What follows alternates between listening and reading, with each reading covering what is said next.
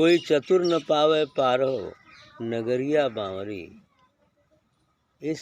यह संसार में जो लोग चतुर बनते हैं, बुद्धिमान बनते हैं, बड़ा तर्क वितर्क करते हैं, वो लोग उस नगर में, अमरपुर में नहीं जा सकते, क्योंकि वो नगर बड़ी बावरी है, निराला देश है ना।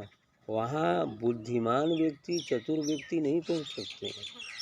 हाँ, बुद्धिमानी चतुराई काम देती है वहाँ तक पहुँचाने के लिए, लेकिन इनका कहना कबीर साहब का है कि कोई चतुर व्यक्ति वह पार नहीं पाता है, उस नगर में नहीं जा पाता, क्योंकि शास्त्र कहता है, सभी लोग कहते हैं, जहाँ बुद्धि समाप्त हो जाती है, जहाँ तर्क वितर्क चुप हो जाते हैं, उसके बाद वो असल तत्व है। जहाँ बुद्धि समाप्त होती है वहीं व्यक्ति बुद्ध होता है।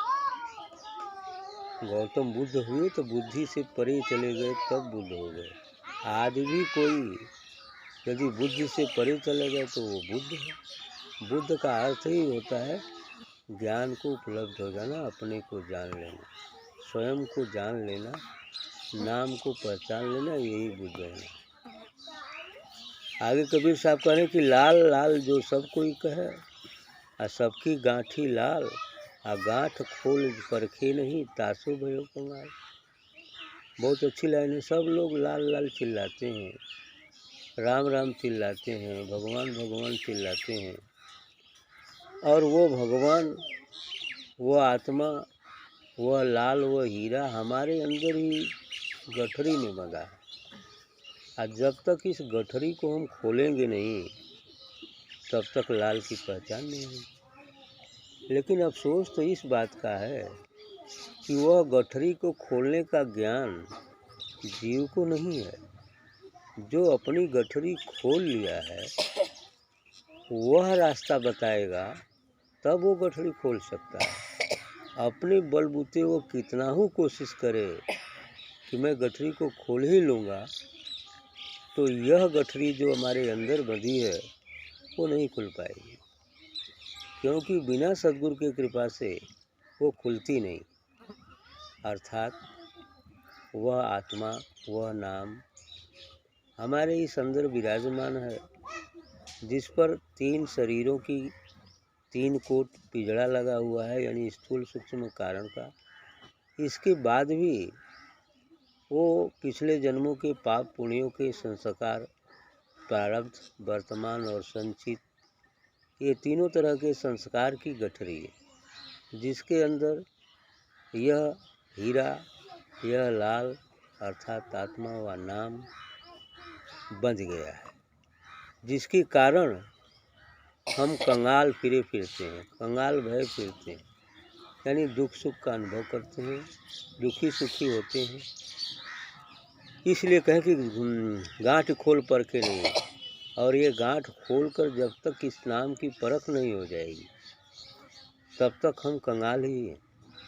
और जब सद्गुरु की सहायता से इस सभी संस्कारों और सभी जो पर्दे हैं स्थूल सूक्ष्म कारण के, उसको हटा देते हैं, तो हम उस नाम को जान जाएंगे, अनुभव हो जाएगा। वह चाँद या सूर्य रूपी ज्ञान प्रकाशित हो जाएगा, तब हम कंगाल नहीं और राजा भी नहीं, महाराजा हो जाते।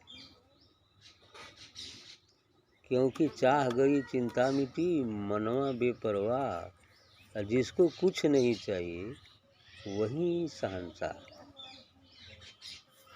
ये शहंशाह की स्थिति होती है, यानी राजाओं का राजा हो जाता है। आगे कहते हैं कि काया बड़े समुद्र केरो, था न पावे कोई। यह शरीर जैसे समुद्र होता है, बहुत बड़ा महासागर, उसी तरह यह संसार, यह शरीर में भी स्थूल जगत में जितना संसार है सबका नक्शा है। सभी नदी, पहाड़, जो कुछ है, पेड़ पौधे, चाँद, सूरज, ब्रह्मांड में जितनी चीज़ें हैं जो इन आँखों से देखने में नज़र आती हैं, वह सभी हमारे इस शरीर में भी है। क्योंकि यथा ब्रह्मांडे सो पिंडे, और जो पिंडे सो स्थूल, अर्थात इस स्थान स्थूल जगत में। इसलिए इसका थार पार पाना बड़ा कठिन है। तब कहना पार पावल कैसे जाई, मन मरी जई है डूब के हो। ये सागर में ये मन डूब के मर जाए, वही आ मर जाई तो इनमें से मानिक पाई मोती अर्थात साधना करते करते गुरु के बताए मार्ग से जब मन मिट जाता है, डूब के इसी संसार में मिट जाता है, अर्थात अब इससे उपराम हो जाता है, मन शांत हो जाता है, मन मिट जाता है, होते हुए भी मिट जाता है, तब मानिक पर कैसे हो। वो इस मानिक मणि अर्थात इस हीरे अर्थात नाम व आत्मा को परख पाता है समझ पाता है कि हम कौन हैं, तब वो राजा बन जाता है। और थोड़ा सा ऊंचा बढ़ के वर्णन कर रहे हैं कि ऊंचा महल अगमपुर जहाँ संत समागम हुई। ऊंचा महल अगमपुर जहाँ संत समागम हुई। अब नाम से अनाम की तरफ जा रहे हैं। कह रहे हैं ऊंचा महल है, ये अगमपुर है, वहाँ जाया नहीं जाता।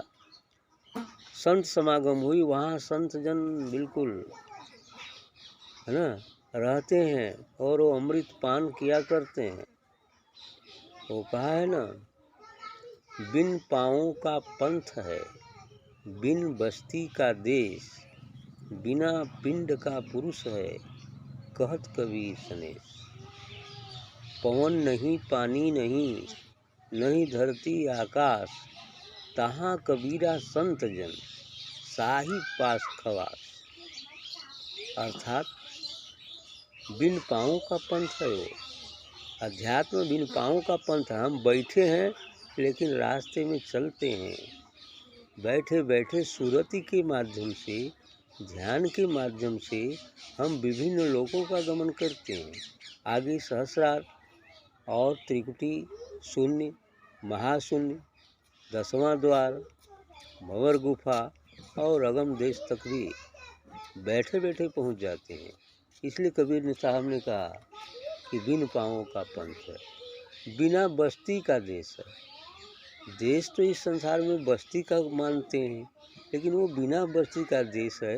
अर्थात वह अमर देश में करोड़ों करोड़ों चंद्रमा और सूर्यों का प्रकाश, दिव्य प्रकाश मात्र फैला रहता है। इसलिए वहाँ दिव्य प्रकाश तो है लेकिन बस्ती नहीं है 24 घंटे दिव्य प्रकाश है लेकिन बस्ती नहीं है, इसलिए उसे अमर देश कहते हैं। बिन बस्ती का देश, बिना पिंड का पुरुष है। पिंड नहीं है उस पुरुष का, उस अनाम का कोई पिंड नहीं, अर्थात कोई शरीर नहीं। अर्थात वो निराकार दिव्य ज्योतिर्मय ही जो दिखता है वही अनाम है। और उस ज्योतिर्मय नहीं, ज्योति नहीं, विभिन्न पात्रों में बैठ करके विभिन्न रूप धारण कर लिया है, एक अलग बात है। उसी शक्ति से ये सभी अंड ब्रह्मांड, ब्रह्मा विष्णु महेश, सभी देवगण तथा यक्ष किन्नर गंधर्व व मनुष्य तथा सभी वृक्ष पौधे, पहाड़, नदी, सब कुछ उसी से उत्पन्न।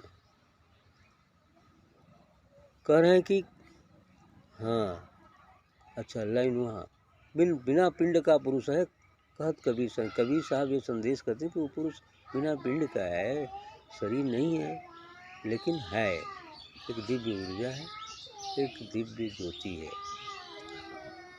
तो कह रहे हैं कि पवन नहीं, पानी नहीं, नहीं धरती आकाश, वहाँ न पवन चलता है, न पानी है, न ये धरती है, न ये आकाश ही है, ऐसा कुछ भी नहीं है, नहीं धरती आकाश। तहाँ कबीरा संत जन, वहाँ संत जन जो लोग होते हैं वो वहाँ बैठकर और बड़ी मौज से अमृत पान किया करते दिव्य रूप से। वो भी बैठकर दिव्य रूप से ही अमृत पान करते। शरीर तो यहाँ रहता है, या शरीर पर त्याग करके भी वहीं चले जाते हैं और पान करते रहते हैं, या शरीर में भी हैं तो वहाँ का रसपान वो भी करते रहते हैं। ये बात था न पा का बिना क्या, कौन नहीं, पानी नहीं, नहीं धरती आकाश, तहाँ कबीरा संत जन, साहब पास खवास। तो हो गया।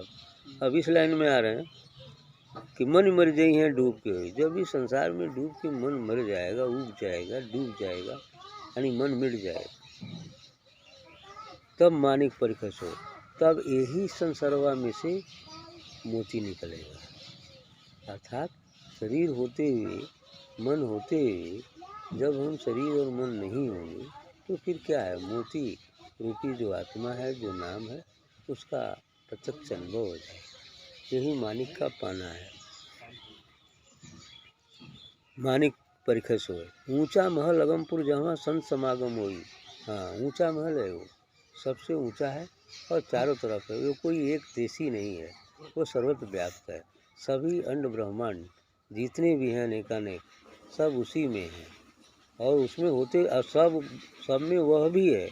लेकिन यह भी बात है कि सब में वह है, सब उसमें है, लेकिन फिर भी वो अलग थलग भी है, उसका एक अलग अस्तित्व भी है। संत समागम, जो कोई पहुँचे वही नगरिया आवागमन न हो। रात में कहते ना, जे वो नगर में पहुँच जाए, अब ओकर आवागमन ना हुई, आना जाना ना हुई, 84 में ना पड़ी, भवसागर में ना पड़ी, जन्म मरण ना हुई, अर्थात मुक्त हो गई। कहें कबीर सुनो भाई साधो, का खोजे बड़ी दूर, जो कोई खोजे यही नगरिया सो पावे बड़को। तो जाकर अरे कहा तो खोजत हुआ, काशी हरिद्वार मथुरा गया है ना, गंगा सागर दुनिया में जाए जाए के बह, ओइजा मत खोजा। कहें कबीर सुनो भाई, का खोजो बड़ी दूर, दूर जाके काहे खोज रहे हो, नज़दीक में खोज लो। वो तो इतना नज़दीक है कि देखने में नहीं आता और इतना दूर है कि देखने में नहीं आता। दोनों बातें एक साथ, इतना दूर है कि सातवें आकाश में है, सचखंड में है। अब इतना जल्दी तो पहुँचबा ना, त्रिकुटिए बड़ा जी कोशिश कर ला, त्रिकुटिए पर जाकर रोक दी जी कर जा, इतना दूर है कि पहुँचबे न करी। फिर इतना नज़दीक, इतना सटा हुआ कि आँख के पजरे सटल है, दिखाई ना देला, जैसे आँख के 25 सेंटीमीटर की दूरी पर ही कोई चीज़ बढ़िया से दिखाई देती है। अब एकदम आँखी के सटल रही तो कैसे दिखाई ना दे, पुतरी के सटा के देखबा दिखाई, तो वैसा सटल है, ऐसे ना दिखाई। लेकिन ओके उघारे बदे कबीर साहब वो कहना मन मारना होगा। साधना सत्संग के माध्यम से पहले कह चुके हैं कि सब मन जब मिल जाएगा, सभी आवरण मिल जाएंगे तो दिख जाएगा।